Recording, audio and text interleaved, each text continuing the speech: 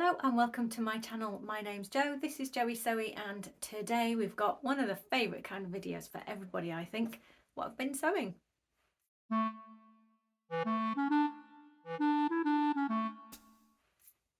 So these are one of my favourite ones to watch, and I'm pretty sure they are for you, because we just get into the heart of everything. What have I been making? I've got loads of things to share with you this month, which is the first month I've been able to say that for a really long time, because I haven't been sewing loads and loads, but I have this time. It's a big mix of things I've made from scratch, like pure sewing, and loads of alterations, because I kind of did a bargain with myself that after each thing that I finished, I needed to do at least one of the alterations that I had, because I had a big box full of stuff down under my sewing desk here, of things to work through. And actually I've got just as much enjoyment from doing those alterations or refashions as I have from the main garments. So that has been a really great month. The first thing I'm going to share with you is my Jenny jeans or Jenny trousers. These are probably my favourite garment of the month as well, but there's a lot of contenders for that. And I have shared them on Instagram already, but I will put some videos up. But let's first of all show you them in real life. So here they are. They are the Jenny trousers. It's actually Jenny overalls or dungarees from Closet Core. I still can't use their right name, their new name, which isn't new anymore. Closet Core patterns. So they originally were a dungarees pattern, and that's how I made them the very first time. But you can also make them without the dungarees bib, which I've made them a few times. And they come online, you can get the buttonfly extension. So as you can see, I used the buttonfly extension, and I don't think I've done an exposed buttonfly before. It was actually pretty easy.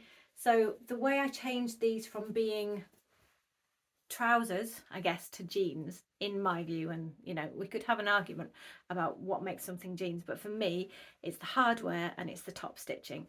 So as you can see, I have got these buttons here, and then in terms of this top stitching, I've got the belt loops, I've got the top stitching around, well, the fly, around the waistband, around the pockets, and then on the back I've got classic jeans style pockets.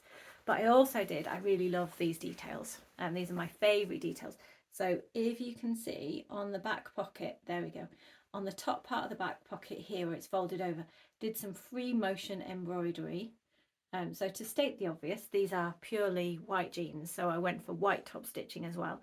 So a lot of the details that would be quite bold if they were in a different colour are fairly subtle, but that's what I wanted because I didn't want to disturb anything that took away from the whiteness of the white jeans. But yeah, I did some free motion embroidery, playing around with my machine for on the top of the pockets there. And then I really love the cross detail that I've got here for the belt loops. So I just fancied doing it. I've also, on the belt loops, which if I get the right light, you can probably see, there are 3 lines of top stitching on each. So there's one in the middle and there's one at either side. And that, again, that was just a design choice that I fancied doing. And also it did have a little practical thing, which was when I'd done the ones on either side, I just felt like the fold of the belt loops wasn't being held well enough. So I did a third one. These fit really well. I've made them quite a few times now, although my body has changed recently, and I've gone down, I wouldn't say I've gone down a dress size, but certainly my waist has got a lot smaller since the last time I made them. So I had to change, and the waist of these is quite small. I think it's almost a UK size 8 waist. The hips are still a size 12, although they used to be sort of grading from a 12 to a 14. But that's what we do love with sewing, isn't it? That we can grade between sizes, and I always need to do that with trousers. So I love this pattern. The instructions are impeccable. I would say actually the tutorial on how to do the button fly is good. It's not quite as good as the original instructions, probably because you have to flick between the original instructions and the button fly instructions, and you have to just make sure you know where to flick between the two, and then you'll be fine. There isn't any instructions in the Jenny overalls about doing jeans top stitching, but on the Closet Core blog there is loads of stuff about jeans top stitching under their ginger jeans and their other jeans patterns, because they do jeans patterns, and that is where I learned what I know about doing top stitching. I always use, rather than using top stitching thread, I always use a triple stitch on my machine, which is not something I'd ever used before. First time I made jeans, tried using top stitching thread. It was a nightmare. I did not like it. From that point onwards, I've always used triple stitch, which is basically every stitch is gone over 3 times, goes forwards, back, forwards, and then the next stitch forwards, back, forwards, etc. So you use normal thread, and it looks almost exactly the same. You can see it if you're like microscopically looking at the top stitching, which I don't know why anyone would be getting that close to my jeans. It means you can do it in any colour you like. You don't have the faff of top stitching thread breaking, which is what it did for me. Yeah, I'd much prefer it as a solution. It's tougher going around curves because of the way that the needle goes forwards and backwards, so you've got to be a bit more careful there. I will insert for you some video of me wearing my jeans, which I love wearing them. Now the white, it's strictly speaking, it's canvas. I got it from Fabworks in Dewsbury. It is slightly see-through, so you can't wear black pants under these jeans. You need to wear white or skin-toned pants, and then you'll be fine.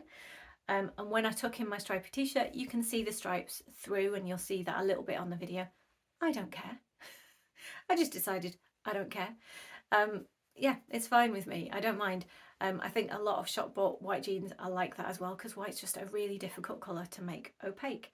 The pocket bags don't show through too much. I was out trying on ready to wear last week, and some of the ready to wear colours, trying on light colours, and some of the pocket bags show through really badly, and it made me feel so much better about my pocket bags, because on the jeans you can kind of see a difference in the opaqueness, and you can't see the stripy t-shirt where the pocket bags are, or where the back pockets are, but it doesn't show through massively when you're just wearing a neutral undergarment and you're not tucking anything bold in. So I'm really pleased with these jeans. You'll see also I've got some pictures of how I attached the belt loops, because my machine was not happy with how many layers were going through, and also my pins wouldn't go through, so I used quilting clips to pin on the belt loops. And I'm trying to remember what else. Oh, and the main thing, well, so let me just show you the pocket bags before we move on. I've got a tissue in that one. Never mind, let's keep it real. So there's the pocket bags. I used, it's slightly off-white, but it was lining actually from my garden party dress. Still using up those fabrics. So it's very lightweight lining fabric, not cotton, because I didn't have any white cotton that brought to mind, and I wanted to keep it as invisible as possible. Yeah, so I started out looking. How I chose the buttons was I wanted to use proper jeans hardware that you hammer in, and I have got some. I didn't have 4 of the same buttons, so I put some up here and then put the picture up here of how I was considering it. And I really love those silver buttons with the little bugs on them, but I didn't have 4. Then so I got all my buttons out, and I found some white ones which I quite liked, but they didn't look like jeans. So once I put the white buttons on, I was like, yeah, I really wanted these to look like jeans. So I wasn't happy with the white buttons. So then I found the buttons that I chose, which all of these are from my stash. I have no idea where I got them from. The first jean buttons I showed you were off eBay, but I can't remember the seller because it was quite a while. I have a lot of buttons, and I try not to buy them because I just have so many. I should really use them. But these buttons, I loved them. So I've still got the top button. I only had 1 of these, and I just liked it. It's already kind of scratched up and a bit battered, which I liked that look. It's kind of a little bit of a vintagey look. And then these ones have got like a pearlized center with a silver outside. I'm quite obsessive about these days about using silver hardware, not gold. If at all possible, I never ever use gold or brass hardware, just because silver is in my colour palette and gold is nowhere in a cool winter type of colour palette. I've never really liked gold anyway, so it's not a difficult thing for me to stay away from. And I really do feel like it makes a difference in how it helps my whole wardrobe to get more and more coherent the more I stick with some basic rules like silver hardware wherever possible. So that's why I was going for that with the buttons. But I've worn these a lot this month and I love them. They are such a brilliant addition to my summer wardrobe. I think they're going to be great in winter as well, as long as the tricky thing with white jeans is I haven't washed these yet, and even just walking around, you're going to get muck at the bottom of them. C'est la vie. If you want to be pristine, you're going to have a tough job wearing white jeans, but so far, touch wood quickly, I haven't got any food on them. So far I've not been a mucky pup and ruined my white jeans. But there you go. I was so proud of those. I've been wanting some white jeans for ages, couldn't find any in the shops because they never fit. So I solved it myself. Moving on, the next thing I was going to share with you that I made was a cover for my Overlocker, which is just down here. I'll take you off the stand and I'll show you it. So here's what it looks like. It's very simple. I showed you it a little bit, I think, in my sewing room tour earlier this month, but I didn't focus on it because I knew I'd include it in this video. Didn't follow a pattern, or rather I made my own pattern. So as you can see, the back is straight here, whereas the front is ever so slightly angled because that's the shape of my machine. The thing I like about it most is that I did all this free motion embroidery on the cloud pattern. So didn't paint the cloud pattern myself. I got this fabric from IKEA. It's a bedspread. But I just kind of went bananas and followed all the cloud pattern, and I did it all over the fabric pieces. I've also quilted it. The backing of it is, let me see if I can show you the inside. I've got a picture of the inside actually, but if you can look in there, so the back of it is like a fleece lined, it's stuff I got for bag making, and it is fusible on one side and non-fusible on the other side. Hello cat. And I just used that to give a little bit of structure. Now this cat here is the reason why I need a cover for my Overlocker, because she likes to eat Overlocker threads if I leave it unattended. So that was a fairly simple make, but I really love how it turned out. It's really practical. The cat has not sicked up any thread since I made the cover, which is a win. And I just like having something that matches my sewing room. Oh good, she's now jumped from this table to this table and she's going to sit down on all the other things I'm going to show you. Great. So next thing I have to show you that I'll have to move the cat off is I altered some shorts. I'm going to put some video in for you of what the shorts looked like before. I don't actually have any video of what they looked like after, I don't think. Although if I do have after video, I will show you that. These are the shorts. They were from a charity shop. I think they cost me £4. They're originally from Marks and Spencer's. So originally from Marks and Spencer's, there you go. I picked them up because I've been trying to work out good short shapes for me, and what I've worked out is that flat fronted is a really good idea. These are flat fronted with an elasticated back, and if I'm buying ready to wear, that's really good because it means that I'm going to get the waist to fit as well as the thighs to fit, because that's the primary problem. I liked that these had belt loops because it means I can also cinch in the waist if I have a little bit of looseness at the waist.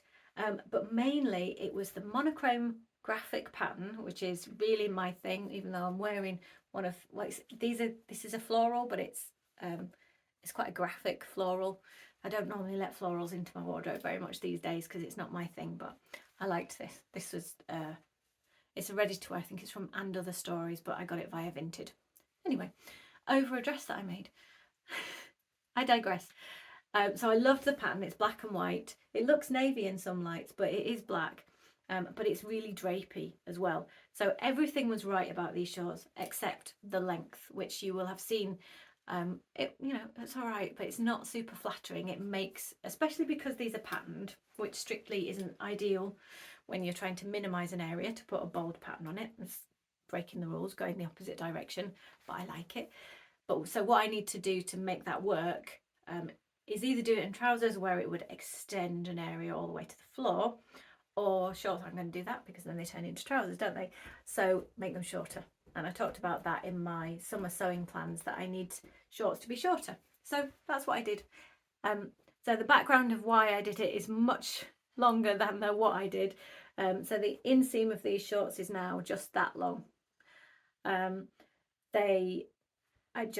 Let's see, I cut it, I overlocked it, and then I hemmed it by machine. I didn't hand sew it, and I love them.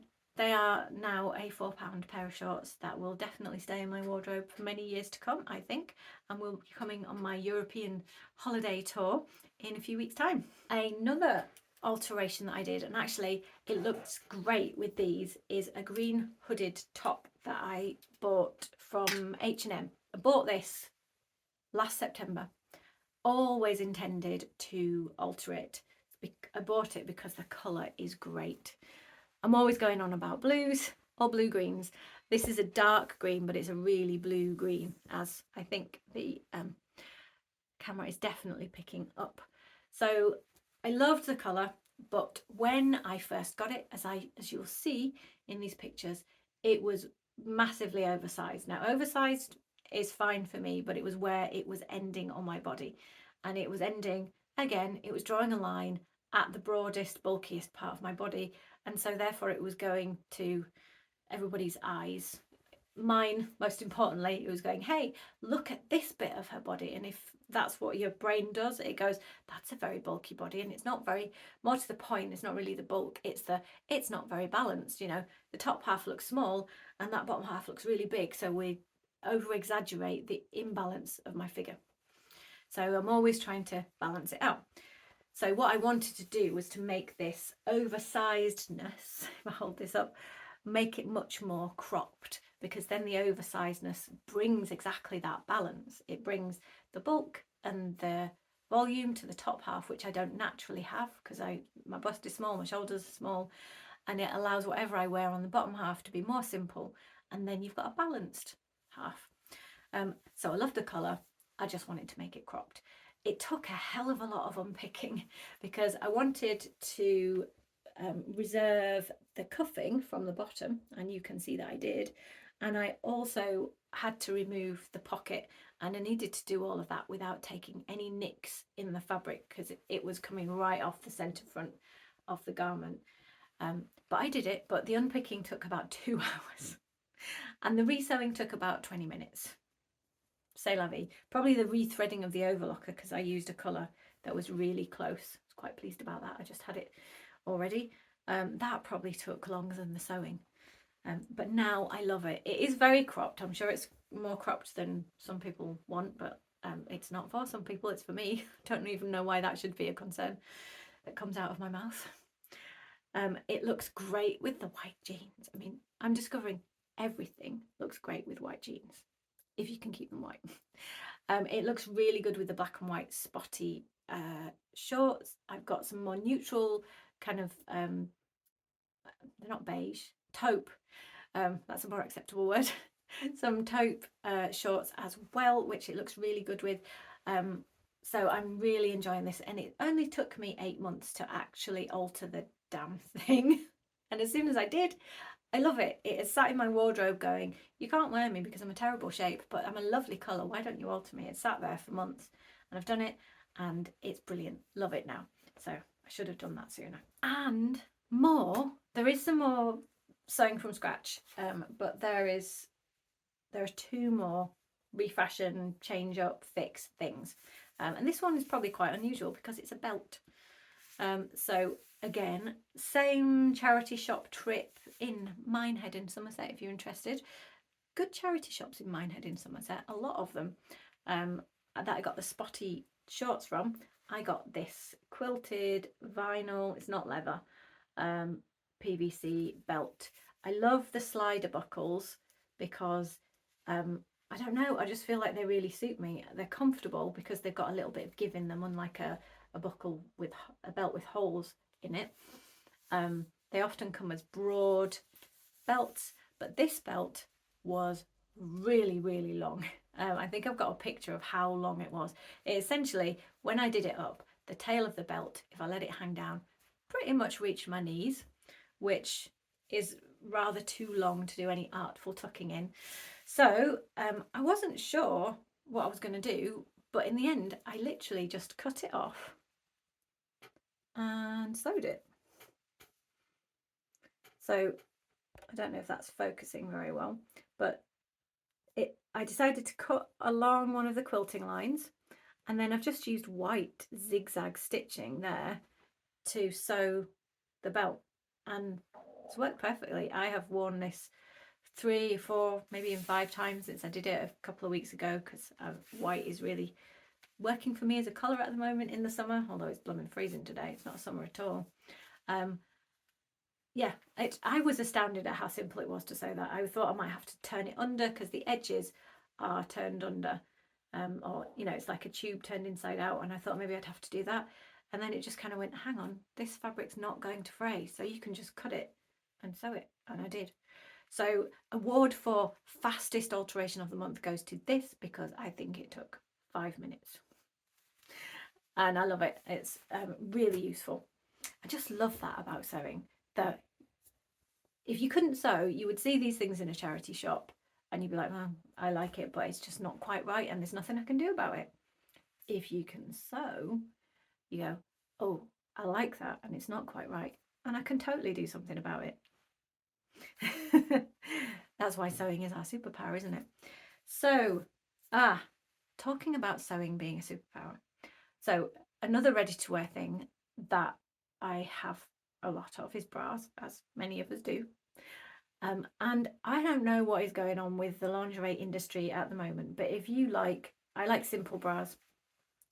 And for some reason, and I like padded bras because not much space, not much, I like them.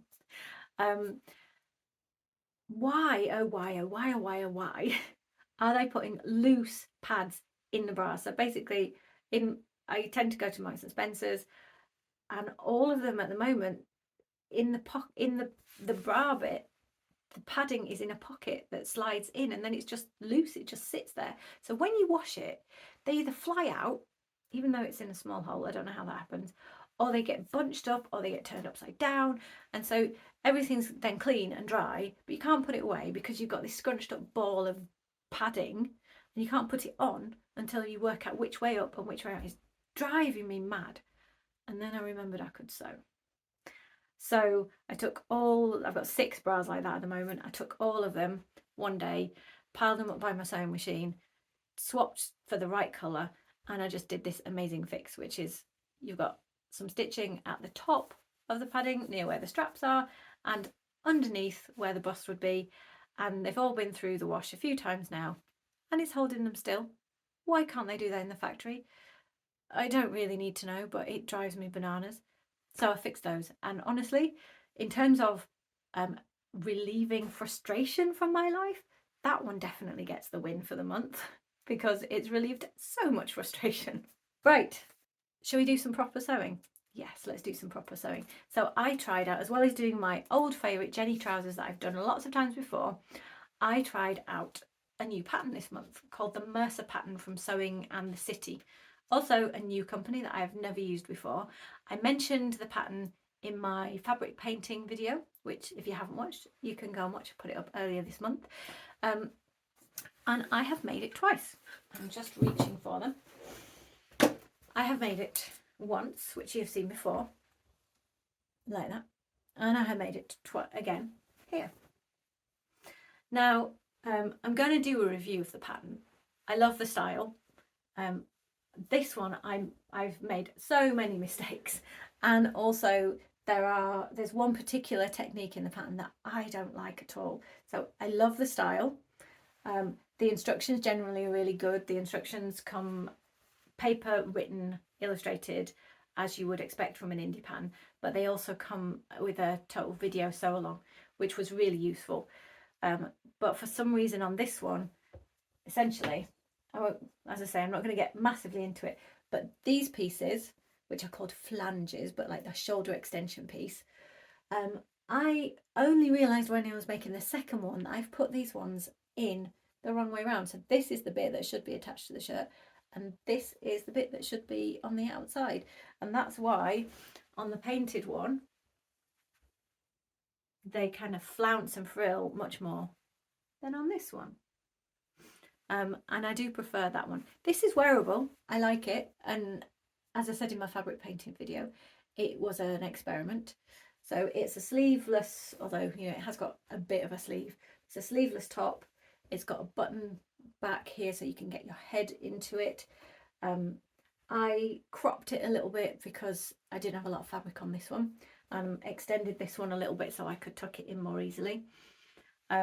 Also two kind of slightly different fabrics. So the linen is stiffer, and this cotton, which you will know is, well, you may know, it's from my garden party dress, and it's what I had left. I think maybe partly why I love this one, and you'll see some video of me in it, is because I love this fabric so much, but I'm not going to wear my garden party dress very often because it's just too dressy for every day. Whereas I can wear this as every day. Guess what it looks good with? White jeans. Well done, 10 points to you. But also in the winter I layer long sleeve like thermal tops a lot, and this will look really great. The pattern also has a long sleeve version, so if you want to know more about the pattern and the techniques, I'm going to tell you that in a video in a week or so. But yeah, I love this, really love how this turned out. I do like this one, but this one wins. And I will make more of these because, again, I'm all about the body shape these days. You know, I'll never stop going on about it. But this shape, I saw it and I just knew that this shape was great for my body because it's got these shoulder extensions.